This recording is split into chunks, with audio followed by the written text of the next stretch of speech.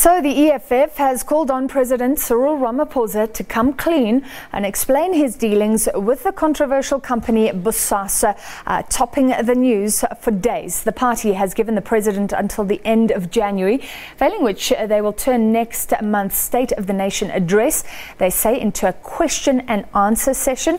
EFF leader Julius Malema also called on all senior ANC officials implicated at the State Capture Commission to resign from the cabinet and parliament. All right, we're joined in studio by Abongile Dumako. He was following the EFF at that press briefing today. So gunning for the president, Abongile. Certainly. Good evening, Francis. Yes, Julius Malema going all out to say that President Cyril Ramaphosa must take to the stand and actually call a press conference, where in that press conference he will explain what is happening between himself and BOSASA. You know, BOSASA has been in the news for the wrong reasons.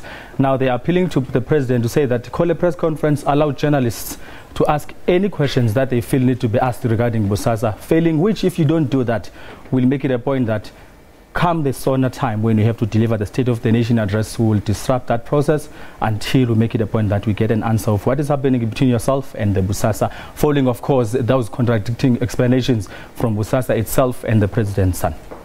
All right, I believe we have a clip of your discussion with Julius Malema earlier. Let's take a listen.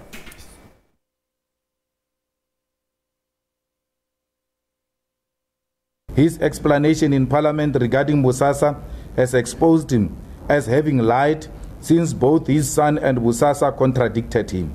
He must further produce credible evidence demonstrating that he has indeed paid the alleged 500,000 that he wrongfully received for his campaign as ANC president. All right, so lots of questions, because the president did admit in Parliament that money was given. He said to his son, then later correcting it, it was given to his campaign, but he didn't know. He said that that money for his campaign came from BOSASA. Interesting that the EFF is suggesting that the ANC is a dangerous organization.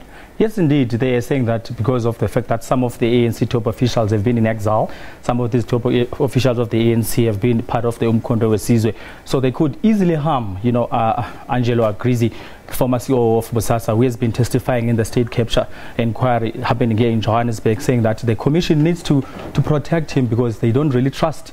Maybe those that are implicated thus far might sort of do something that will harm Angelo Agrizi. Here's Julius Malema again explaining what he means.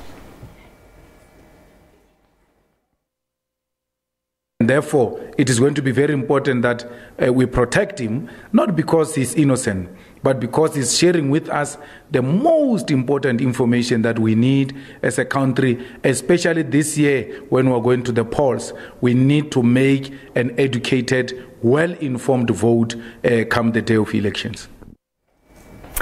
All right, it's interesting the EFF, well, it's not surprising. I mean, they often threaten to disrupt the State of the Nation address. Just explain what they're saying, that it'll become a question and answer session. So they're saying that should the president, between now and the end of the month, which is January, does not heed to the call, that he must call a press conference open to everybody, live on the media, questions being asked by the journalists, then when he's supposed to deliver his SONA in Parliament, they will actually change it or convert it into a question and answer session. Well, they'll make it a point that President Cyril Ramaphosa does explain as to basically what is happening, you know, with his alleged dodgy dealings between himself and BOSASA. But also they're saying that what they've seen happening within this, within the course of the State Capture Commission, saying that they are not shocked with what has been revealed so far, because they know that ANC in its nature is a corrupt organization. Let's hear one last time Julius Malema saying that they're not shocked with these developments. We're not shocked. Actually, we expect more to come which implicate the party directly. Their programs were funded by illegal money. Their leadership contest in regions, in provinces, were financed by illegal money. So the road goes deeper and deeper, and it is for the South Africans to choose what type of government they want.